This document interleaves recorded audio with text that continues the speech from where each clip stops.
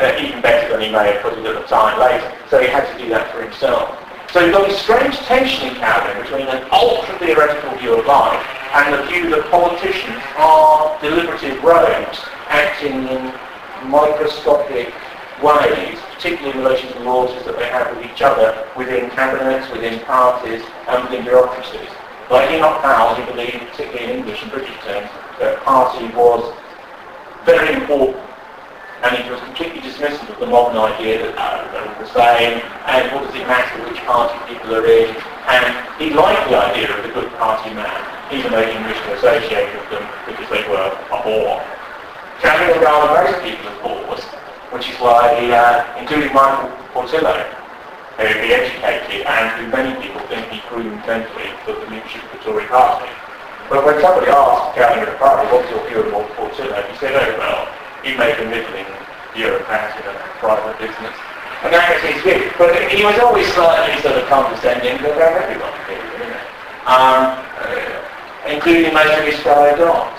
One of his, just to engage in a little bit of sort of ad hominem sort of remarks, one of his favourite sparring partners was Hugh Trevor Roper, who committed a major faux pas when he authenticated the Hitler diaries in an enormous scandal that went around the world. And Cowling set up a dinner club in Cambridge called the Authenticators. And everybody had to put up their hand when they went to this dinner club and said, I totally authenticate with my heart the proven efficacy of these texts. I know he wrote them and I put my entire reputation upon it, which is some stupid thing that Roper would come out with in the furore in which Stern magazine had paid 12 million Deutschmarks or whatever they paid for some elderly German forger who forged multiple volumes of this stuff with his own calligraphic set in his garage. You know, and they paid millions and millions for this. The only historian, interestingly, who said that they were fakes from beginning to end was David Irving. It's like a funny way of behaving, because a couple of weeks ago I went to a garden party that Irving gave, in which he talked about these and other matters. And I suddenly appeared, some people may know, on the United Against Fascism website, with many others for appearing at this garden party. To go to a Buckinghamshire garden party on a Sunday, you know, is the basis of all infamy, isn't it? You know, really.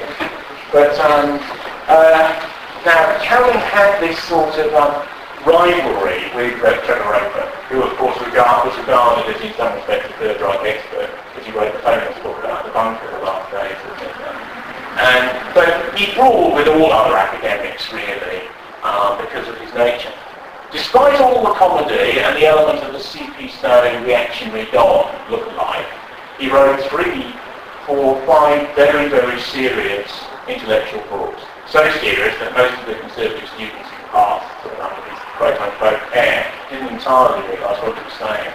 My view of Cowling is that the idea that he was a mainstream historian where someone like Irving is a demon is in many ways false. I would say in some respects Cowling's to the right of Irving. And this is one of the paradoxes which you face in late modernity, where certain people are regarded as beyond the pale of the pale of the pale, other people are regarded as quite mainstream. And actually, this is partly because no one really looks at their ideas. Irving's a nostalgic. He would love this country to be like the 1950s. His faux pas is that he's sort of fallen in love with Adolf Hitler, which is a historian's regarded as, you know, not one's most brilliant move if you want to be published by Macmillan. And that wasn't it early in his career. Martin Gilbert hates Hitler and loves Churchill, and he saw the inverse of it, hasn't he? You know? He would have been with Churchill's wife burning Sutherland's modernist portrait of Churchill downstairs at the Charcoal Salon, chopping it up and using it as firewood. Remember what Churchill said about that painting? He said, it makes me look thin. He said, and I ain't. You know, so, but Cowling is very, very, very right-wing, but in a complicated way. He had no time for continental ultra-right-wing views. He believed that the key to the radical and absolutist right in Britain is it never really said what it is, and it must come from inside the brain of the Tory party, and he would educate those brains before they entered the cabinet. This was his sort of theory. His first book was about the Labour government in 1924, leading to the Labour involvement in the administration prior to the crash of 1929, the so-called betrayal of the labour movement, the emergence of some national labour people around Ramsay MacDonald and their induction as colour into what was essentially a Conservative administration. Now, Cowling was pathologically opposed to Labour's influence in modern 20th century life because he basically didn't believe that the masses should have democratic representation in the way that they got it. He believed he wasn't a Democrat particularly, and he believed in the manipulation of state power by liberal conservative elites. He believed that Labour would always push everything, even within democratic norms, further and further to the left, because it was the logic of their position. By further and further to the left, he means make more equal. Because Cowling realised, in a way that really only continental far-right thinkers like Bowden realised, that the real point about the right isn't concepts like race or religion or nationality, although they will include in a very significant.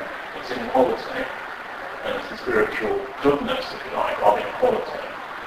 As the founding belief pillar and structure. All of the others are discourses, certainly this is how he concluded them, or semiotics, through which, and by virtue of which, you build meaning through inequality. Therefore, he was the sort of conservative who, ultra-conservative, call it what you will, who believes that the maximisation of inequality, not just material inequality, which is a very low form of inequality, or equality, but immaterial forms of equality, straight equality, or what about what life is about. Higher up is beauty, of form, of intellect, of knowledge. These, and which are of course aristocratic, pre-democratic, anti-middle class, anti-working class, individual conceptions, even though he didn't come from that background himself, rather like Nietzsche, in a differentiated way, he became a spokesman for aristocratic mores in a British setting. This book about the Labour administration in 1934, which is called The Impact of Labour, is incredibly detailed. The left-wing historian, A.G.P. Taylor, said that of all the historians of his generation, Cowling had the greatest mind, other than my own. He said, you can't beat them, can you? But Taylor, who of course was one of the founder members of the CND, and was on the Committee of 100, the most radical element within CND, with Bertrand Russell and all these people, they were all sat in front of the nuclear power plants, they were all sat in front of American nuclear bunkers, they were all sat in front of the Ministry of Defence, standing up under the Avenue. What they thought they would achieve by sitting in the road other than dirtying their slack, one doesn't really know. But that's what A.G.P. Taylor thought. Taylor himself was a dissident, of course. He wrote a soft revisionist book about the origins of the Second World War called, with devastating unoriginality, The Origins of the Second World War, which caused immense difficulty and was denounced from all circles. And when expressive denunciations of Taylor came in, Taylor would run to the post box and say, look, there's another one, because he actively loved this sort of gag-trying method. Now, his view of Cowling's work is very interesting because it comes from the other side politically. And Cowling would concentrate on the micro-politics of Labour figures, where they came from, which chapel they went to, what denomination within Christianity they did or didn't believe in, whether they were an atheist or not, a key internally or externally, and whether their religious belief was just purely social or whether it had theological basis. These are key elements for Cowling, but also the alliances that people form. Unlike a lot of academic and purely theoretical historians, which in the British tradition aren't many, even Marxist historians like Oxford or E.P. Thompson, for example, are deeply empirical in relation to a lot of continental writers, because that seems to be the British historiographical tradition, of which Cowling was definitely exponent. The interesting thing is that he understood the texture of power and how politicians behave, particularly under stress, because they're nearly always under stress in one way or another. His view is that when you allow the centre-left into the state, they will have to spend money, they will have to go off the gold standard, they have to introduce social provision for the masses, they have to take care of the people that the Tories don't regard sociologically as part of their nation. They're there to do that. This means there will be inflation. This means that the economic divisions between the classes will lessen. This means you will have a more egalitarian society, whether you like it or not. Other people would say that's inevitable, given the access of the masses into modernity in the 20th century. Later on, although within the same decade, Cowling writes another book, Impact of Labour, This was called the impact of Hitler. And this is British foreign policy.